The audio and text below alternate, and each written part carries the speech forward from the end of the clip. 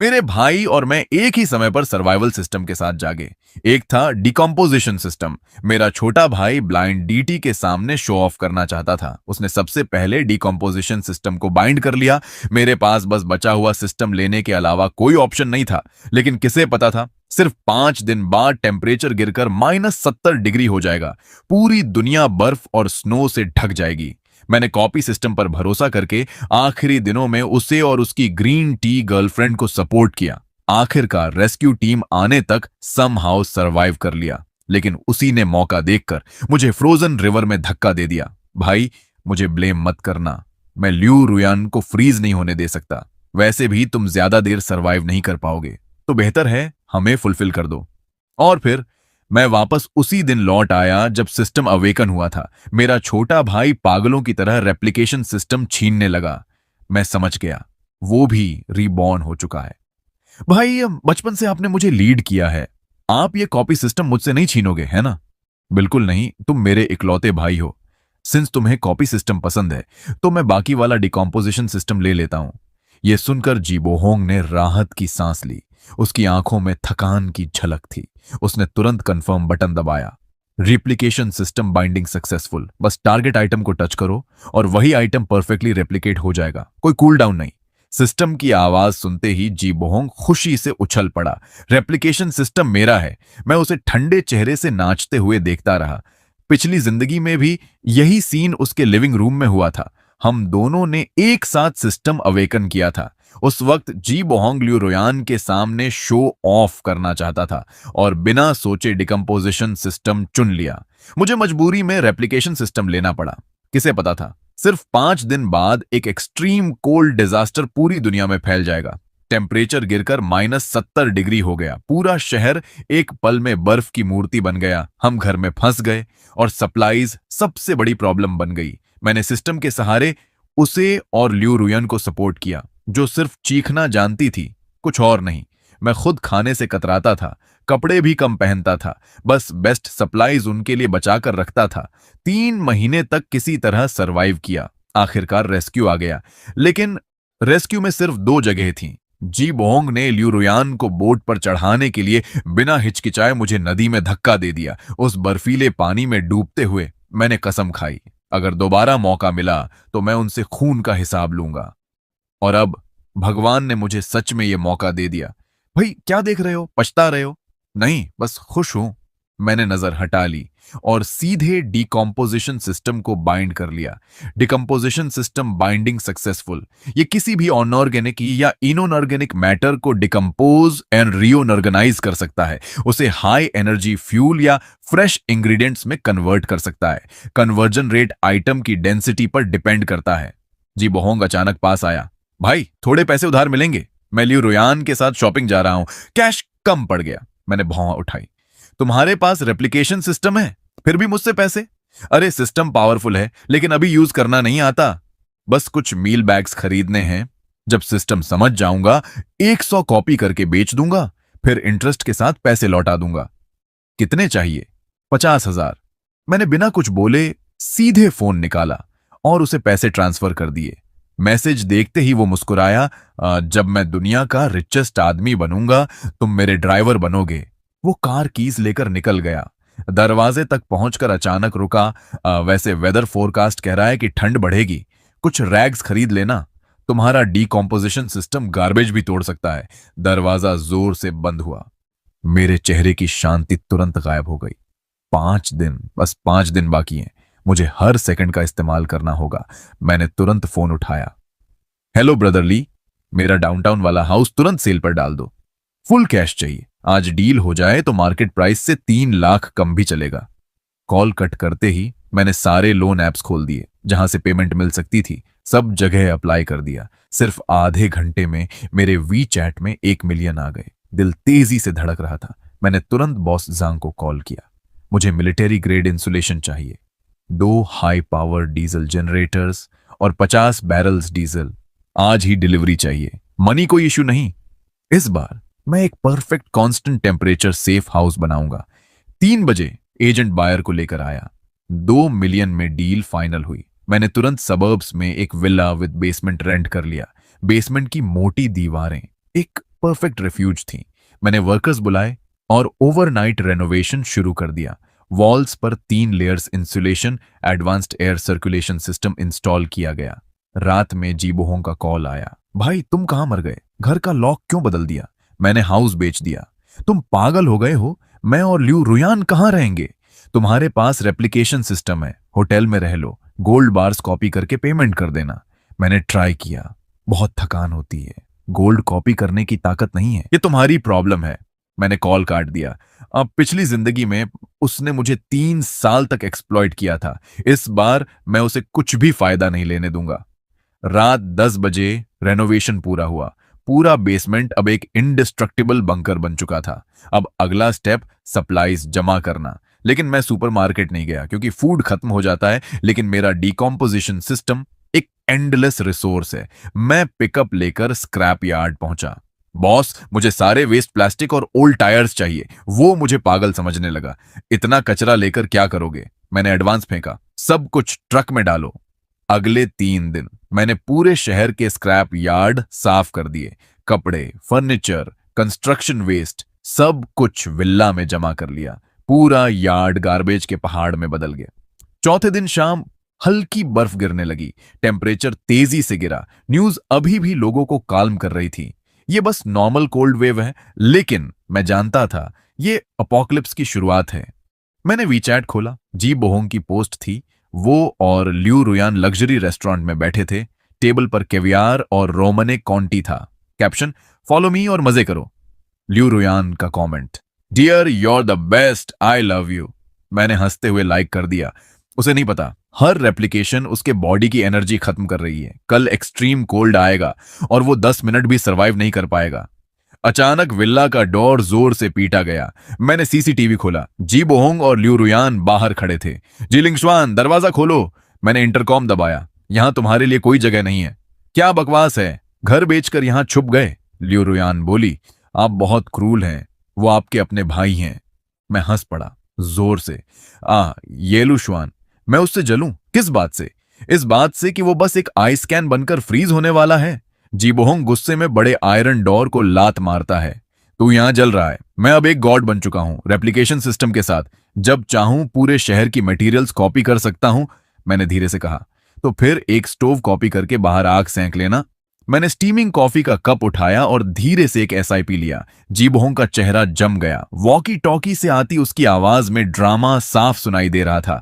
पिछली जिंदगी में जो मेरा नौकर बना फिरता था और इस जिंदगी में जो हाउस बेचकर भाग गया, दोनों इमेजेस अचानक ओवरलैप हो गईं। सेफ हाउस पहले से तैयार, क्रेजी डोमेस्टिक स्टॉक पाइल।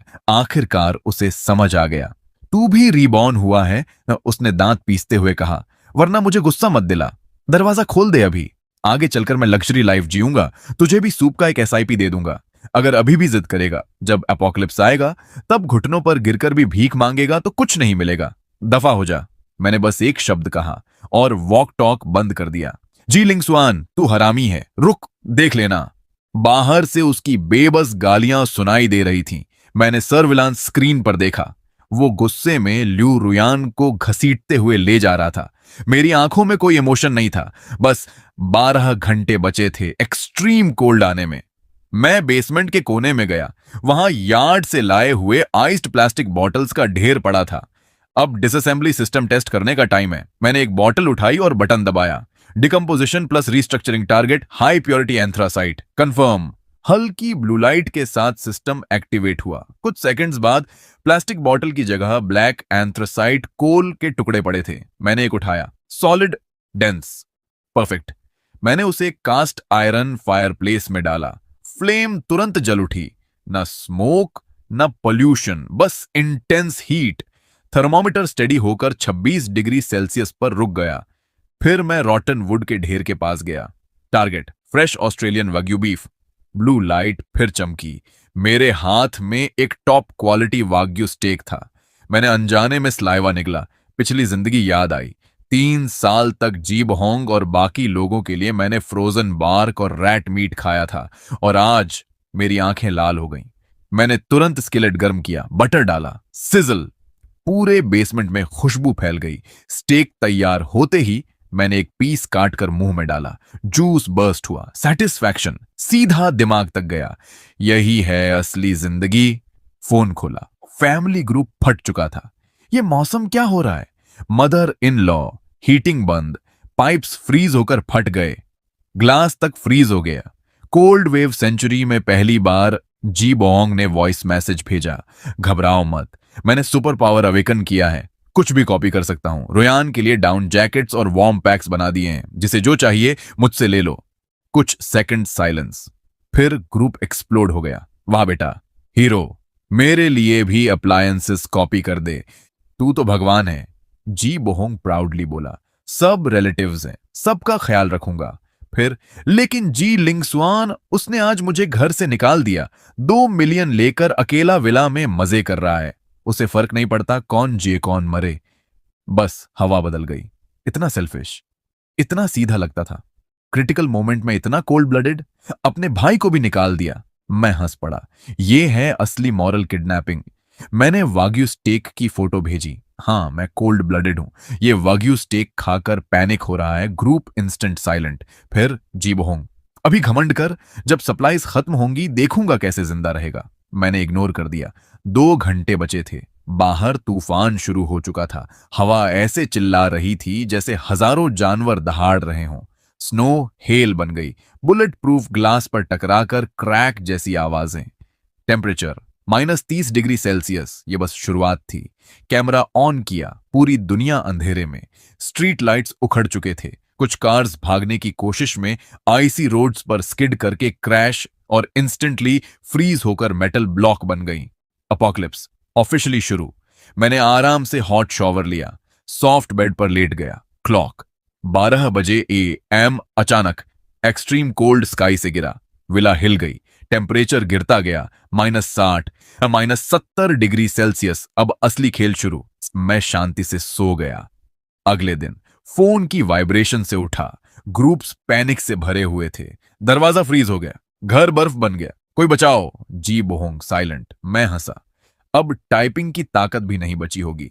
मैंने फायरप्लेस में कोल डाला, कॉपर हॉट पॉट निकाला। Target top mutton, tribe, vegetables. Blue light. Table भर गया लग्जरी हॉट पॉट से। मैं आराम से खा रहा था। तभी जी बोहोंग फाइनली ग्रुप में बोला, सिस्टम टॉक्सिक है, एक चीज कॉपी करने पर बॉडी ड्रेन हो जाती है। Group panic. तो तू बेकार निकला, हम सबको धोखा दिया, हम मर जाएंगे। मैंने प्राइवेट चैट खोला, हॉट पॉट की फोटो भेजी प्लस वॉइस। बाहर बहुत ठंड है, लकीली मैं सेफ हाउस में हूं। इतना हॉट पॉट खा रहा हूं कि पसीना आ रहा है। 10 सेकंड टाइपिंग। 1 मिनट बाद वॉइस आया, भाई प्लीज बचा लो, गलती हो गई, दरवाजा खोल दो, मैं और रोयान जिंदगी भर तुम्हारी सेवा करेंगे। वो भी कहती है, बस एक SIP हॉट सूप के लिए वो तुम्हारे साथ सोने को भी तैयार है। उसकी बेशर्मी भरी भीख सुनकर मैं बस चुप रहा। मैं तो लगभग जोर से हंसी पड़ा। अरे अंकल लॉन्ग, पिछली जिंदगी में जब तुमने मुझे बर्फ में धक्का दिया था तब तुम्हें याद क्यों नहीं आया कि हम भाई हैं? मैंने वॉइस की दबाया, सिर्फ एक लाइन भेजी, मर जा। मैसेज सेंड होते ही डन। मैंने तुरंत जी बोहोंग को म्यूट, डू नॉट डिस्टर्ब कर दिया। उसकी एक और आवाज सुनना भी मुझे गंदा लग रहा था। बाहर अभी भी तूफान और बर्फ का कहर जारी था। वॉल के थ्रू मॉनिटरिंग सिस्टम से पूरा शहर अब एक डेड आइस फील्ड बन चुका था। सड़कों पर कई मीटर मोटी बर्फ जमी थी। हाई राइज बिल्डिंग्स ऐसे दिख रहे थे जैसे बड़े बड़े आइस टम्ब स्टोन्स शार्प आइसिकल्स से ढके हुए। अपोकैलिप्स का पहला दिन, कम से कम 30% लोग खत्म, और ये तो बस शुरुआत थी। मैंने आराम से खाया पिया और काउच पर लेट गया। कम्युनिटी ग्रुप खोला। अब पैनिक बदलकर गालियों और डिस्पेयर में बदल चुका था। रेस्क्यू टीम अभी तक क्यों नहीं आई? इतना टैक्स देते हैं, हेलीकॉप्टर भी नहीं उड़ सकता इस मौसम में। किसी के पास खाना है, रोलेक्स के बदले दूंगा, पोर्शे की चाबी भी दे दूंगा। मैंने न्यूज देखी, दिल में कोई हलचल नहीं। पिछली जिंदगी में मैं भी ऐसा ही था, ठंड में कांपते हुए सोचता था कोई ऊपर से आकर बचा लेगा। लेकिन रियलिटी ने सिखाया, अपोकलिप्स में दया सबसे खतरनाक जहर है। तभी ग्रुप में नया मैसेज आया, सेंडर ब्रदर लॉन्ग, 18वीं फ्लोर। मुझे उसका थोड़ा अंदाजा था। लोकल गैंगस्टरन कम्युनिटी में दबंग लोगों से प्रोटेक्शन मनी लेता था। उसका मैसेज, बहुत हुआ ड्रामा, जिसके पास भी सप्लाईज हैं खुद आकर दे दो, सबको बराबर बांटा जाएगा। अगर किसी ने छुपाया तो चाकू से निपटूंगा। 17वीं फ्लोर सर्च कर चुका हूं, अब 18वें पर आ रहा हूं। मरना नहीं है तो दरवाजा खोल देना। मैंने भौं उठाई। पहले दिन ही ऑर्गेनाइज लूट शुरू, लेकिन मुझे फर्क नहीं पड़ा। मैंने फोन बंद किया, वर्क बेंच पर गया, स्क्रैप स्टेशन से लाए हुए कचरे में से एक्सपायर्ड कोल्ड मेडिसिन निकाली। Target high purity antibiotics, blue light और इंस्टेंट। वो दवाई बदलकर नई अमॉक्सिसिलिन बन गई। एक्सट्रीम कोल्ड वर्ल्ड में फूड और कैलोरीज के बाद मेडिसिन बराबर प्राइसलेस। मैंने दवाइयां अरेंज की, फिर चॉकलेट और बिस्किट्स भी प्रोसेस किए। अगले कुछ दिन मैं लिटरली लग्जरी लाइफ जी रहा था। हर दिन फीस्ट, गेमिंग कंसोल तक बना लिया। बाहर की दुनिया hello on earth. Extreme cold का 5वां डे। मैंने फोन खोला, वीचैट में हंड्रेड्स अनरीड मैसेजेस, मोस्टली जीबहोंग के। मैंने खोला, मर जा, तू इंसान नहीं है, तेरे पास सब कुछ है फिर भी नहीं बचा रहा। रुयान को फीवर है, मेडिसिन दे दे। मैंने ब्रेड कॉपी करने की कोशिश की, खून उल्टी हो गई। क्या तू हमें मरते देखना चाहता है? लास्ट मैसेज, एक फोटो, जी बोहोंग, स्किनी, आंखें ढंसी हुई, होंठ नीले, ल्यू रुयान। और भी बुरी हालत। ये हालत देखकर मुझे अजीब सा रिलीफ मिला। मैं हंसा, रिप्लाई किया, इतना ही बर्दाश्त नहीं हो रहा, शो तो अभी शुरू हुआ है। जी बोहोंग ने तुरंत रिप्लाई किया, तू चाहता क्या है? क्या मुझे मारना चाहता है? मैंने जवाब दिया, मैं सिस्टम लेकर शो ऑफ तू कर रहा था, मेरा क्या लेना देना। वो चुप, फिर बोला, ज्यादा खुश मत हो, मैंने ब्रदर लॉन्ग को बता दिया है। तेरे सेफ हाउस और सप्लाईज के बारे में मेरी आंखें तुरंत ठंडी हो गईं। मरते मरते भी धोखा देना नहीं छोड़ा। मैंने रिप्लाई किया, वो मुझे ढूंढ नहीं पाएंगे। वो हंसा, तू अंडर एस्टिमेट कर रहा है। उनके पास स्नोमोबाइल्स हैं, मैंने डायरेक्शन बता दी है। अगर मुझे और रुयान को बचाना है तो उन्हें रोक। मैं हंसा, ठीक है, आने दे। फोन साइड में फेंक दिया, अब मजा आएगा। मैंने विल्ला के आसपास एचडी नाइट विजन कैमरास लगा दिए। बाहर व्हाइट स्टॉर्म, विजिबिलिटी 5 मीटर से भी कम। ऐसे में स्नोमोबाइल चलाना बराबर सुइसाइड। मीनवाइल सिटी के अंडरग्राउंड गराज में जी बोहोंग कांप रहा था। उसके सामने कुछ खतरनाक आदमी।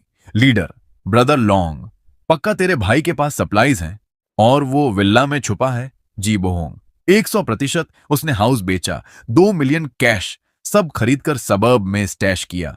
आप ले जाओ, सब आपका। ब्रदर लॉन्ग, इतना बड़ा एरिया कैसे ढूंढूं?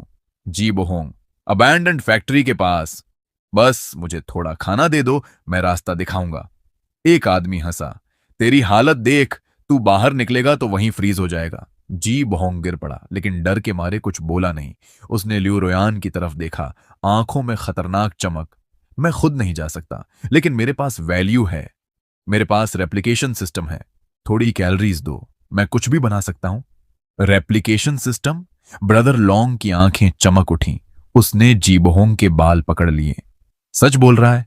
जी बोहोंग दर्द में भी हंसा, बस खाना दे दो, अभी दिखाता हूं। ब्रदर लॉन्ग हंसा, ठीक है, आधी मोल्डी ब्रेड दे दो इसे। अपोकलिप्स में आधी सड़ी रोटी भी ट्रेजर है। जी बोहोंग ने बिना चबाए खा ली। ब्रदर लॉन्ग ने एम्प्टी सिगरेट पैक फेंका, अब ह्वाजी सिगरेट कॉपी कर। जी बोहोंग ने सिस्टम एक्टिवेट किया, ब्लू लाइट, नई सिगरेट पैक हाथ में। लेकिन उसी वक्त उसने खून उगल दिया, बॉडी कांपने लगी, जमीन पर गिर पड़ा। ब्रदर लॉन्ग ने सिगरेट उठाई, एक जलाकर कश लिया। इंटरेस्टिंग पावर, से जिंदा रखो। अब ये हमारी प्रोडक्शन मशीन है, जब तक सांस है यूज करते रहो। जी बोहोंग डर गया, ब्रदर लॉन्ग ऐसा मत करो। वो इतना डर गया कि जैसे उसकी आत्मा ही निकल गई हो। वो पागलों की तरह जमीन पर सिर पटक पटक कर गिड़गिड़ाने लगा, मैं आपका आदमी हूं, मैंने आपको जी लिंगस्वान का पूरा एड्रेस बताया, आपने कहा था मुझे खाना देंगे। ब्रदर लॉन्ग ने सिगरेट का धुआं सीधे उसके चेहरे पर उड़ा दिया। खाना दिया ना, आधी रोटी कम है क्या? जब लाओ त्सू का खाना खा लिया तो अब लाओ त्सू के लिए काम करेगा। इसे नीचे ले जाओ, यूटिलिटी रूम में बंद करो। 2 आदमी आगे बढ़े। जी बोहोंग को मरे हुए कुत्ते की तरह घसीटते हुए ले गए। उसकी चीखें पूरे अंडरग्राउंड गैराज में गूंजती रहीं। ल्यू रुयान कोने में सिकुड़ी हुई सब देख रही थी। उसका शरीर डर से कांप रहा था। उसे तुरंत समझ आ गया, जी बोहोंग अब पूरी तरह बेकार हो चुका है। अगर उसे जिंदा रहना है उसे तुरंत नया सहारा चाहिए। उसने दांत भींचे, एक जबरदस्ती की चार्मिंग स्माइल निकाली और रेंगते हुए ब्रदर लॉन्ग के पैरों में गिर गई। ब्रदर लॉन्ग, मैं आपके सामने कुछ भी नहीं हूं। आज से मैं आपकी हूं। आप जो चाहें मैं सब करूंगी। ब्रदर लॉन्ग ने उसे ऊपर से नीचे तक देखा। उसका साफ लेकिन खूबसूरत चेहरा, उसकी आंखों में गंदी चमक आ गई। उसने उसकी ठुड्डी पकड़कर जोर से दबाया। कुछ भी करेगी? ल्यू रोयन ने आंखें बंद कर ली, धीरे से बोली, हाँ। ब्रदर लॉन्ग हंसा। अच्छा, मुझे ऐसे लोग पसंद हैं जो हालात समझते हैं। उसने उसे सीधे कंधे पर उठा लिया। पहले मजा लेते हैं। कल वेस्टर्न सबर्ब्स चलेंगे, बड़ा माल है वहां। अगली सुबह मैं बेसमेंट में फ्रेश ब्रेड खा रहा था और एक पुरानी मूवी देख रहा था। अचानक सर्वेलेंस सिस्टम ने जोर से अलार्म बजाया। मैं तुरंत उठा, कॉफी कप रखा और मॉनिटरिंग स्क्रीन के पास गया। स्क्रीन पर विला से लगभग 1 किलोमीटर दूर स्नो में कुछ काले धब्बे दिखे। जूम किया, 3 स्नोमोबाइल्स लीड कर रहा था। Brother long. मैं हंसा। इतनी हिम्मत, सिटी सेंटर से यहां तक आ गए। -70 degree Celsius temperature, 2 meter snow, कम से कम 2 से 3 घंटे लगे होंगे। मैंने कुछ नहीं किया, बस चुपचाप देखता रहा, जैसे कोई धीरे धीरे मरने आ रहा हो। आधे घंटे बाद वो लोग गेट तक पहुंच गए, गाड़ियों से उतरे, ठंड से कांप रहे थे, मचेटे पकड़ना भी मुश्किल। ब्रदर लॉन्ग, ये डोर बहुत स्ट्रांग है, अंदर कैसे जाए? ब्रदर लॉन्ग ने दांत भींचे। मोलोटॉव कॉकटेल फेंको, दरवाजा गर्म करो, फिर हैमर से तोड़ देंगे। अंदर अनलिमिटेड सप्लाईज हैं। उन्होंने बॉटल फेंकी या आग भड़की, लेकिन -70 डिग्री सेल्सियस में कुछ ही सेकंड में बुझ गई।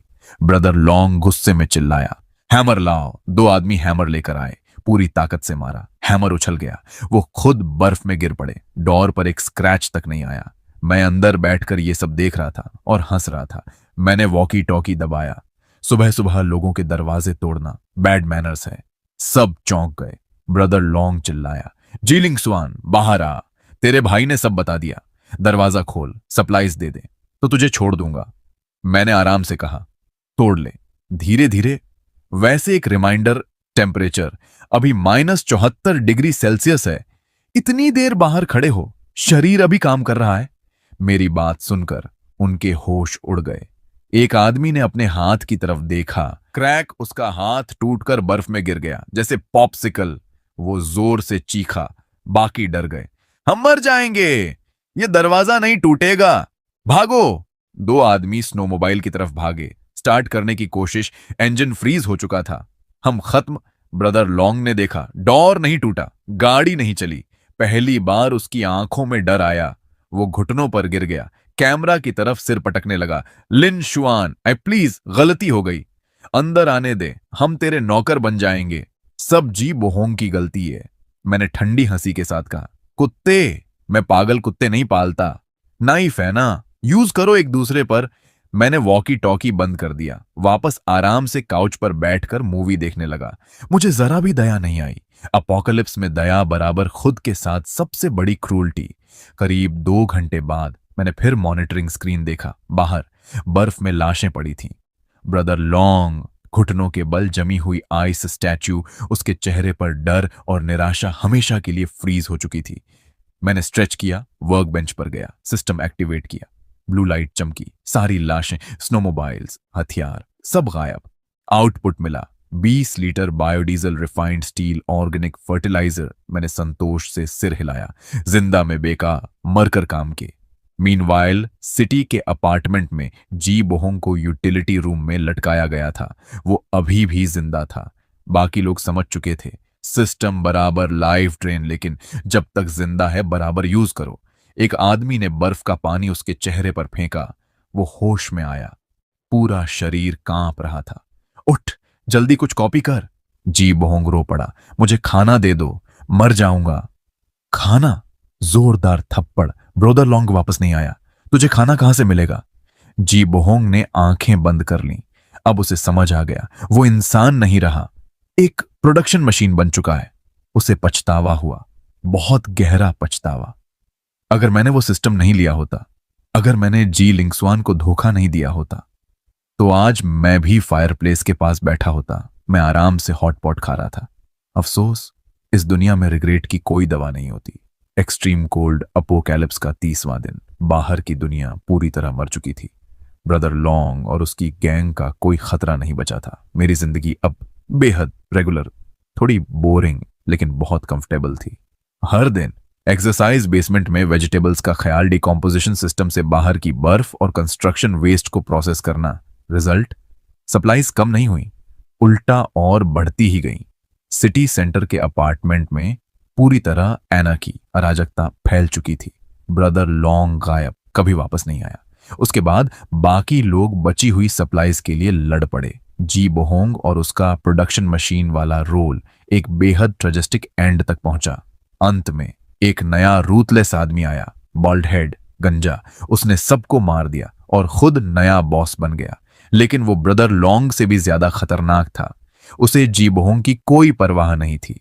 उसका बस एक काम था, रोज उससे फूड और अल्कोहल कॉपी करवाना, ताकि वो खुद और उसके खास लोग लग्जरी लाइफ जी सकें। लियू रुयान अब वो सिर्फ एक ऑब्जेक्ट बन चुकी थी जीने के लिए। उसने अपनी डिग्निटी पूरी तरह छोड़ दी, यहां तक कि वो खुद जी बोहोंग को टॉर्चर करने लगी।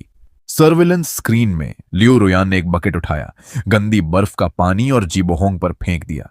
जी बोहोंग आयरन बेड से बंधा हुआ था, मुश्किल से आंखें खोली। रुयान, तुम मेरे साथ ऐसा क्यों कर रही हो? ड्रामा मत कर। अगर तू काम नहीं करेगा तो बॉल्ड ब्रदर मुझे खाना क्यों देगा? तूने कहा था ना तू मुझसे प्यार करता है, तो जल्दी कॉपी कर।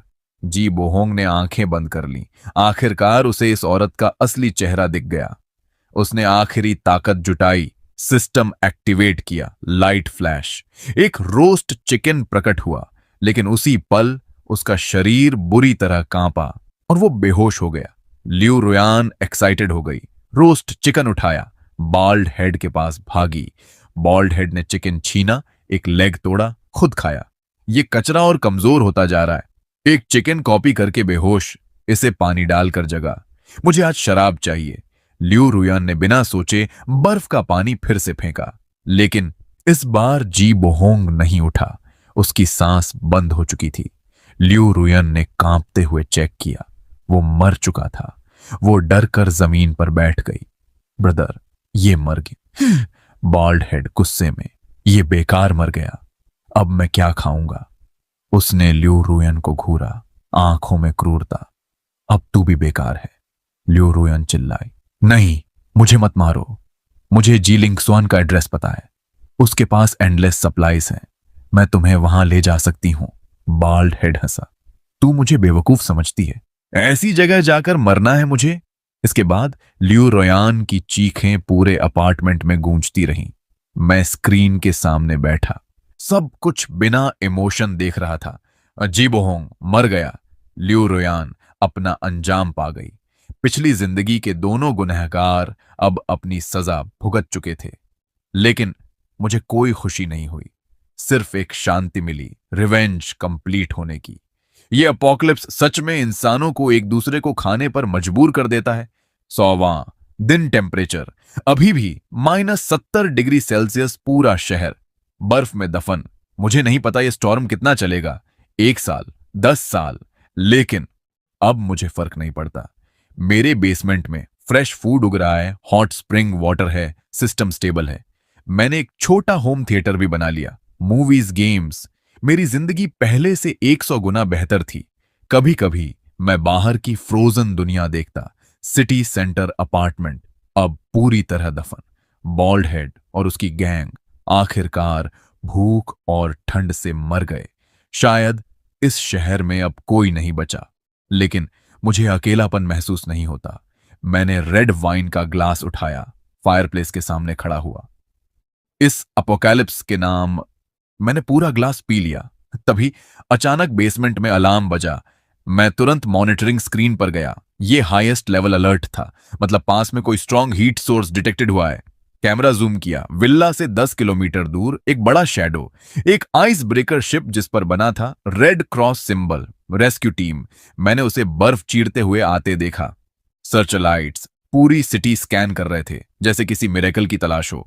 मैंने वॉकी टॉकी उठाया, बस एक बटन दबाता और वो मुझे बचा लेते। मैं यहां से निकल सकता था, वापस ह्यूमन सोसाइटी में। लेकिन मैं रुक गया। एपोकलिप्स में इंसानों का डर ठंड से भी ज्यादा खतरनाक होता है। शिप कुछ देर रुका, सर्च लाइट घुमाया, फिर मुड़ गया, दूसरी दिशा में चला गया। लाइट धीरे धीरे गायब हो गई। मैंने बटन से हाथ हटा लिया। हल्की मुस्कान आई। Good bye. मैंने स्क्रीन बंद की, कोच पर जाकर बैठ गया। फायरप्लेस जल रही थी, कमरा गर्म था। मैंने आंखें बंद कर लीं, इस शांति को महसूस करते हुए। बाहर दुनिया चाहे जैसी हो जाए, मेरी दुनिया हमेशा बसंत रहेगी।